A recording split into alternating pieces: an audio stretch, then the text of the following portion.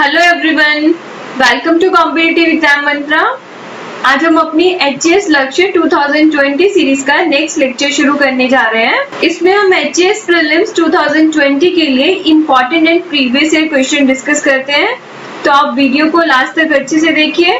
तो चलिए स्टार्ट करते हैं आज के क्वेश्चंस। हमारा फर्स्ट क्वेश्चन है, who among the following one the Magsaysay award 2019? 2019 का मैगसेसे अवार्ड किसको दिया गया है? हमारे पास ऑप्शंस हैं, A Ravish Kumar, B Kim Jong की, C both A and B, D none of the above. तो इन ऑप्शंस में से इसका जो आंसर है वो है option C both A and B. Ravish Kumar and Kim Jong की दोनों को ही मैगसेसे अवार्ड 2019 दिया गया है। एक्चुअल में मैगसेसे अवार्ड 2019 जो है वो 5 पर्सन्स को दिया गया है। इनके नेम्स हैं को स्यू विन जो म्यांमार से हैं, सेकंड है नीलापेजित अंगखान जो कि थाईलैंड से हैं, देन कुमार रविश जो इंडिया के हैं, क्याबिया रेमुंडू पुजांते जो फिलीपाइन से हैं, और किम जोंग की जो साउथ कोरिया के हैं। इंडिया में से एमिनेंट जर्नलिस्ट रवीश कुमार को यह अवार्ड दिया गया है and he has been awarded for harnessing journalism to give voice to voiceless. और इसी अवार्ड को Asian equivalent of the Nobel prize भी कहा जाता है। तो आप सबने इन 5 के नेम्स याद रखने हैं, बिकॉज क्वेश्चन में आपको इन 5 नेम में से कोई भी नेम पूछ सकते हैं। चलिए थोड़ा सा रमन मैगसेसे अवार्ड के बारे में देख लेते हैं। ये अवार्ड एस्टेब्लिश हुआ था 1957 में by the trustees of Rockefeller brothers fund के थ्रू, और इस अवार्ड को क्या कहा जाता है? नोबेल प्राइज का इक्विवेलेंट है ये प्राइज। और इसका नाम किसके नेम पे रखा गया था? रिपब्लिक ऑफ फिलीपींस के 3rd प्रेसिडेंट के नाम के ऊपर। अगर हम इंडिया के विनर्स की बात करें तो किन किन को रमन मैगसेसे अवार्ड पहले मिल चुका है? आर.के. लक्ष्मण, पी साईनाथ, अरुण शौरी, किरण बेदी एंड अरविंद केजरीवाल। तो इनके भी नेम आप याद रखिए। 2020 का रमन मैगसेसे अवार्ड जो है वो कोविड-19 की वजह से कैंसिल कर दिया गया है। चलिए नेक्स्ट क्वेश्चन देखते हैं। Among the following volcanoes, which is known as lighthouse of the Mediterranean Sea? Options में हमें वॉल्केनोस के नेम दिए हुए हैं, आपने बताना है कि किसको लाइट हाउस ऑफ मेडिटेरियन सी कहते हैं। जिसका जो करेक्ट आंसर है वो है स्ट्रम्बोली। यह कहाँ पे है? इटली में है, मेडिटेरियन सी के पास, और it is the most active volcanoes on the earth. ये सिंस 1932 से कंटिन्यूसली इरप्ट कर रहा है और मोर देन 2000 ईयर से ही एक्टिव है, और जिसकी वजह से जो इसकी इरप्शंस है वो कंटिन्यूसली होती रहती हैं, और बहुत ज्यादा डिस्टेंस से भी ये जो इरप्शंस है वो हम देख सकते हैं। तो नाइट टाइम पे जब इनकी इरप्शंस निकल रही होती है तो ऐसा लगता है जो इसमें से लाइट निकल रही होती है उसकी वजह से इसको क्या बोला जाता है? लाइट हाउस ऑफ मेडिटेरियन सी कहा जाता है। चलिए नेक्स्ट क्वेश्चन देखते हैं। Which one of the following is not covered in 8 missions under the Climate Action Plan of the Government of India? India government ने क्लाइमेट एक्शन प्लान चलाया हुआ है जिसके अंदर 8 मिशंस हैं। तो आपने बताना है जो ऑप्शंस दी हुई हैं उनमें से 8 में से कौन सा मिशन नहीं है। तो इन ऑप्शंस में से A afforestation, solar power, waste to energy conversion के ऊपर मिशन चलाए गए हैं, लेकिन न्यूक्लियर पावर को लेके कोई मिशन नहीं है। सो इसका जो आंसर रहेगा वो रहेगा ऑप्शन सी। फ्रेंड्स ये क्वेश्चन बहुत इंपॉर्टेंट है, इवन कि एचपी मेंस में भी ये क्वेश्चन पूछा गया था इनके मिशंस के ऊपर। तो जो 8 मिशंस दिए गए एटलीस्ट आप उनके सबके नेम याद रख लीजिए।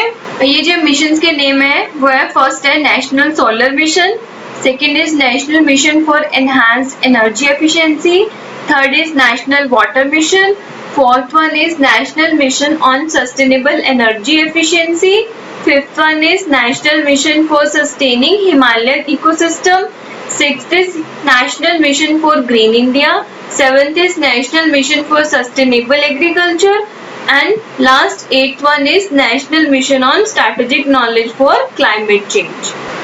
चलिए आज का नेक्स्ट क्वेश्चन देखते हैं।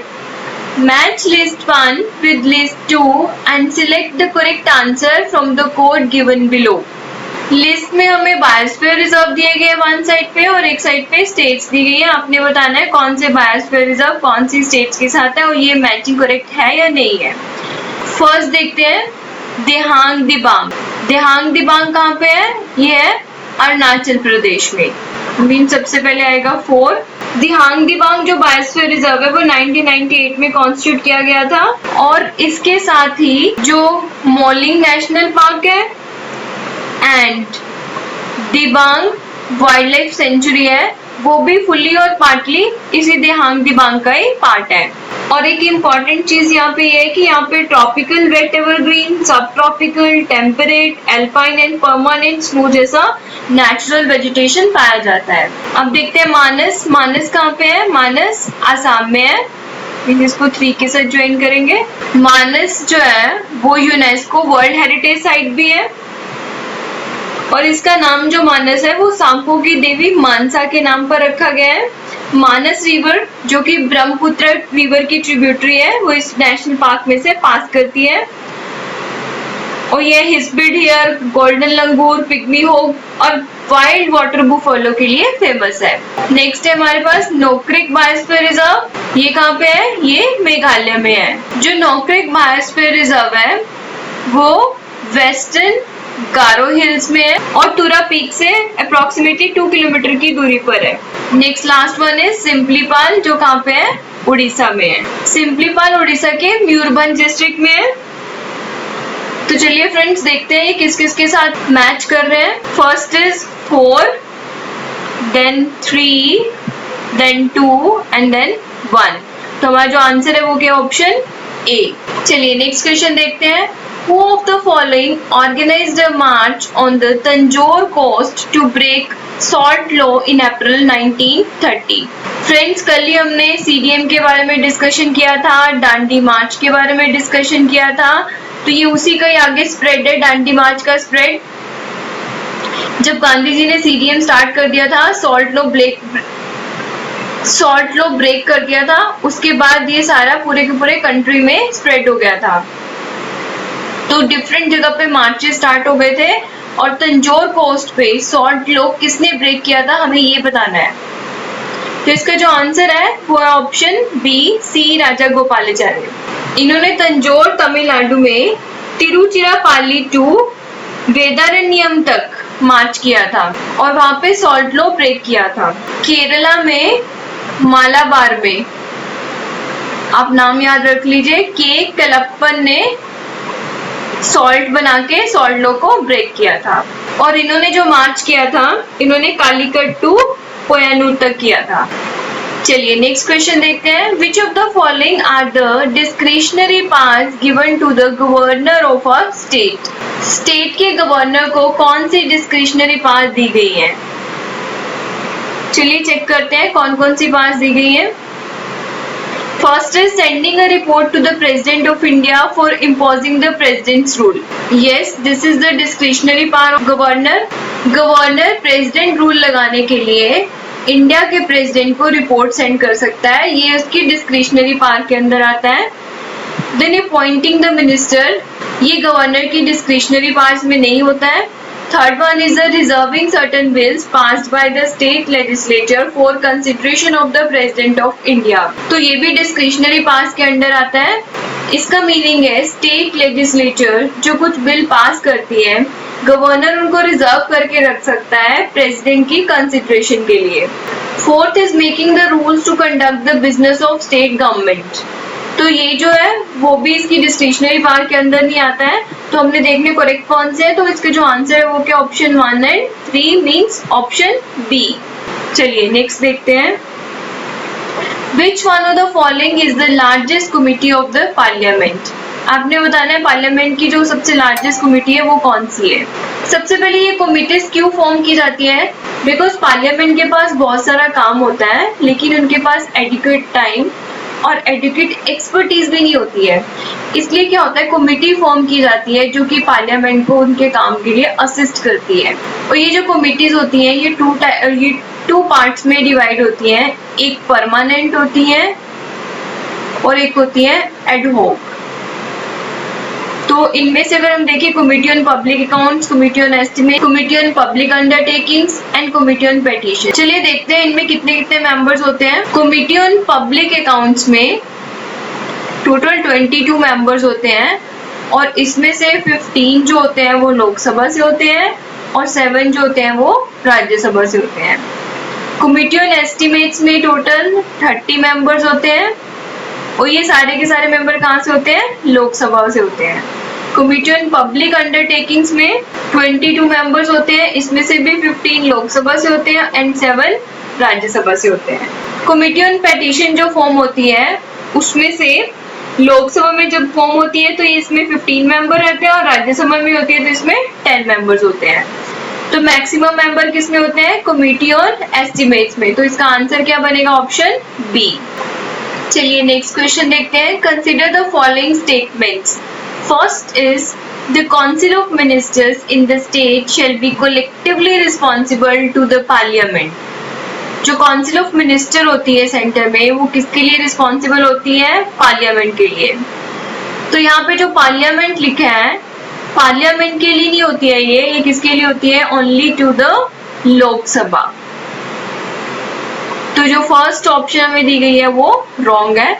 Second is the union ministers shall hold office during the pleasure of President of India. Yes, this is correct. जो यूनियन मिनिस्टर होते हैं they hold office during the pleasure of President. तो ये direct statement है। Third one is the prime minister shall communicate to the President about the proposal for legislation. तो ये article 78 में दिया हुआ है कि PM communicate to President all the decisions of the Council of Ministers relating to administration of the affairs of the Union and proposal for legislation. और जहाँ पे ये लिखा गया council of minister in the centre shall be collectively responsible to the Lok Sabha, ये कौन सा article है? ये आर्टिकल 75। तो समटाइम्स डायरेक्टली आर्टिकल्स पूछ लेते हैं तो अपने आर्टिकल्स भी ये इंपॉर्टेंट आर्टिकल्स है, याद रखने हैं। तो इसका आंसर क्या होगा? 2 और 3 दोनों ठीक है, तो इसका आंसर होगा ऑप्शन बी, ओनली 2 और 3। चलिए नेक्स्ट क्वेश्चन देखते हैं। Which one among the following is a sin smelling agent added to the LPG cylinder to help the detection of gas leakage. LPG में गैस लीकेज की detection के लिए कौन सा स्मेलिंग एजेंट ऐड किया जाता है? आपके पास जो ऑप्शंस है वो है इथेनॉल, थायोइथेनॉल, मीथेन या क्लोरोफॉर्म। एलपीजी बेसिकली मिक्सचर होता है ये प्रोपेन एंड ब्यूटेन का। तो ये वाला क्वेश्चन भी पूछ लेते हैं कि एलपीजी किसका मिक्सचर होता है? तो प्रोपेन एंड ब्यूटेन होता है इसमें बेसिकली। और ये जो एलपीजी होती है इसमें कोई पर्टिकुलर स्मेल नहीं आती है, तो अगर गैस लीकेज होगा तो पता नहीं लग पाएगा कि गैस की लीकेज हो रही है। तो इसके लिए इसमें स्पेशल एजेंट ऐड किया जाता है, एक स्मेलिंग एजेंट ऐड किया जाता है जिससे कि अगर गैस लीक हो तो वो पता चल जाए। जो स्मेलिंग एजेंट ऐड किया जाता है वो है थायोइथेनॉल। इसका दूसरा नाम है इथाइल मरकैप्टेन। इसकी एक डिफरेंट सी स्मेल होती है जैसे कि रोटन गार्बेज की। तो जब गैस लीक होती है तो इजीली पता चल जाता है कि गैस लीक हो रही है। तो इसका आंसर क्या है? Option B, thioethanol. चलिए नेक्स्ट क्वेश्चन देखते हैं। DPT vaccine is administered to prevent diseases like. DPT combination of vaccine है जिसे इन्फेक्शियस डिसीजेस के अगेंस्ट लड़ने के लिए बनाया गया है। तो इसका जो आंसर है इसकी फुल फॉर्म क्या आएगी? D for diphtheria, B for pertussis, T for tetanus। तो answer is B, diphtheria, pertussis, tetanus। चलिए नेक्स्ट क्वेश्चन देखते हैं। Endosulfan spray on cashew crop resulted in the pollution to the tune of tragedy in. Endosulfan क्या है? Endosulfan एक insecticide है जिसे कि डिफरेंट क्रॉप्स के ऊपर स्प्रे किया जाता था इंसेक्ट से बचाने के लिए, लेकिन इसकी वजह से जो पोल्यूशन हुआ वो एक ट्रेजेडी में चेंज हो गया था। तो ये बेसिकली कहाँ पे हुआ था? इसका जो आंसर है कौन सी स्टेट में हुआ था वो है ऑप्शन बी, केरला में। केरला के कासरगोड डिस्ट्रिक्ट में वाइड लेवल पर इसे यूज किया गया था और इसकी वजह से वहाँ की लोकल पॉपुलेशन में काफी एडवर्स हेल्थ इफेक्ट्स जैसे कि mental retardness, cancer etcetera abnormalities आ गई थी। तो ये जो एक स्प्रे है वो एक ट्रेजेडी बन गया था। और एंडोसल्फान को एज इंसेक्टिसाइड बैन भी कर दिया गया था। Next question is which viceroy of India had inaugurated the कालका शिमला रेलवे लाइन। कालका शिमला रेलवे लाइन का उद्घाटन कौन से वाइसरॉय ने किया था? तो स्ट्रेट फॉरवर्ड क्वेश्चन है, इसका जो आंसर है वो है ऑप्शन सी, लॉर्ड कर्जन ने। कालका शिमला रेलवे लाइन को यूनेस्को वर्ल्ड हेरिटेज साइट में भी इंक्लूड किया गया था।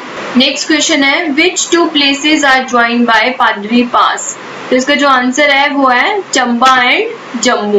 पादरी पास HP की चंबा एंड जम्मू के भाद्रवा को कनेक्ट करता है, तो ये चंबा भाद्रवा हाईवे का हाईएस्ट पॉइंट है।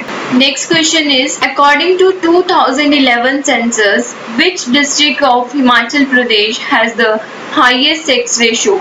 आपने बताना हिमाचल के किस डिस्ट्रिक्ट में सेक्स रेशियो सबसे ज्यादा है। तो इसका जो आंसर है वो है ऑप्शन ए, हमीरपुर। तो आपने जो हाईएस्ट लिटरेसी रेट कहाँ पे है, लोएस्ट लिटरेसी रेट कहाँ पे है, ये सारे आपने अपनी कॉपी पे नोट करके रखने हैं, बिकॉज इसमें से डायरेक्ट क्वेश्चंस आते हैं। चलिए नेक्स्ट क्वेश्चन देखते हैं। Pranab Mukherjee release the book titled relentless. It is an autobiography of which politician. Recently Pranab Mukherjee ने एक बुक रिलीज की है जिसका नेम है रिलेंटलेस। आपने बताना है वो कौन से पॉलिटिशियन की ऑटोबायोग्राफी है। तो इसका जो आंसर है वो है option C, Yashwant Sinha. Yashwant Sinha former Indian administrator and politician है और उन्हें 2015 में फ्रांस का highest civilian distinction officer de la Legion the honour award भी मिल चुका है। अभी उनकी ऑटोबायोग्राफी रिलेंटलेस भी रिलीज हुई है। इसमें यशवंत सिन्हा की एक नॉर्मल लाइफ से हाईली पावरफुल पॉलिटिकल लाइफ तक की सारी जर्नी को डिस्क्राइब किया गया है। चलिए नेक्स्ट क्वेश्चन देखते हैं। India's first under water metro rail that will run partly under Hooghly river will be completed in which Indian city by March 2022। आपने बताना है कि इंडिया की first under water metro rail जो कि हुगली रिवर से पास करके जाएगी वो इंडिया की कौन सी सिटी में है। तो अगर आप हुगली रिवर के बारे में जानते हैं तो आप इजीली इसका आंसर दे सकते हैं। इसका आंसर क्या है? इसका आंसर है option C, Kolkata. Kolkata metro rail जो कि इंडिया की ओल्डेस्ट मेट्रो रेल है वो पार्टली हुगली रिवर से पास करेगी। चलिए नेक्स्ट क्वेश्चन देखते हैं। What is the capital of newly merged union territory of Dadra and Nagar Haveli and Daman and Diu. Dadra and Nagar Haveli and Daman and Diu को मर्ज करने के लिए दिसंबर 2019 में लेजिस्लेशन पास किया गया था एंड 26 जनवरी 2020 में यह लेजिस्लेशन इफेक्ट में आ गया था। इसमें दादर, नगर हवेली, दमन एंड आइलैंड ऑफ दीव जो है वो इस टेरिटरी में इंक्लूडेड है। और आप सब जानते होंगे कि ये सारा एरिया पहले किसके अंडर था? पोर्तुगीज के पास होता था, जो 1961 में इसे लिबरेट कर दिया गया था। तो जो इसको मर्ज करके यूटी बनाई गई है उसकी जो कैपिटल रखी गई है उसका नाम क्या रखा गया है? दमन। तो इसका जो आंसर है वो है ऑप्शन ए, दमन। प्रफुल्ल खोड़ा पटेल को इसका एडमिनिस्ट्रेटर बनाया गया है। इंपॉर्टेंट क्वेश्चन है फ्रेंड्स, एग्जाम में पूछ सकते हैं। Next question is name the first state in India that implemented agricultural land leasing policy recently. आपने बताना है इंडिया की कौन सी ऐसी स्टेट पहली बन गई है जिसने एग्रीकल्चरल लैंड लीजिंग पॉलिसी को इम्प्लीमेंट कर दिया है। तो इसका जो आंसर है वो ऑप्शन बी, उत्तराखंड। इस पॉलिसी के इम्प्लीमेंटेशन से अब कोई भी इंस्टीट्यूशन, कंपनी, फर्म या फिर एनजीओ जो है वो विलेज में 30 एकड़ फार्मलैंड को 30 ईयर्स के लिए लीज पर ले सकते हैं। अब इससे स्टेट में farming, agriculture, horticulture, herbs, vegetables, milk production, tea plantation etcetera के लिए लैंड लेना इजी हो जाएगा और फार्मर्स को इनके लिए रेंट मिलेगा। चलिए नेक्स्ट क्वेश्चन देखते हैं। Name the bridge that will become the world's highest railway bridge after completion। कौन सा ब्रिज वर्ल्ड का हाईएस्ट रेलवे ब्रिज बन जाएगा? तो इसका जो आंसर है वो क्या है? Option A, Chenab bridge. Chenab bridge को JNK में चेनाब रिवर पर बनाया जा रहा है और ये Udhampur, Srinagar, Baramulla railway link project का ही पार्ट है। ऑफिशियल्स के अकॉर्डिंग ये मार्च 2020 तक प्रोजेक्ट कंप्लीट हो जाएगा। इस ब्रिज को फिनलैंड एंड जर्मनी के कंसल्टेंट के साथ मिलकर डिजाइन किया गया है। हमारा नेक्स्ट क्वेश्चन है Who has won the International Olympic Committee Coaches Lifetime Achievement Award in Male category for the year 2019? आपने बताना है मेल कैटेगरी में 2019 में international Olympic committee coaches life time achievement award किसे मिला है। जिसका जो आंसर है वो ऑप्शन ए पुलेला गोपीचंद। गोपीचंद कौन से स्पोर्ट से थे? बैडमिंटन से। और अब ये chief national coach for the Indian badminton team है। ओके फ्रेंड्स, आज का वीडियो यहीं पे स्टॉप करते हैं। अच्छे से पढ़ते रहिए, खुश रहिए, ऑल द बेस्ट।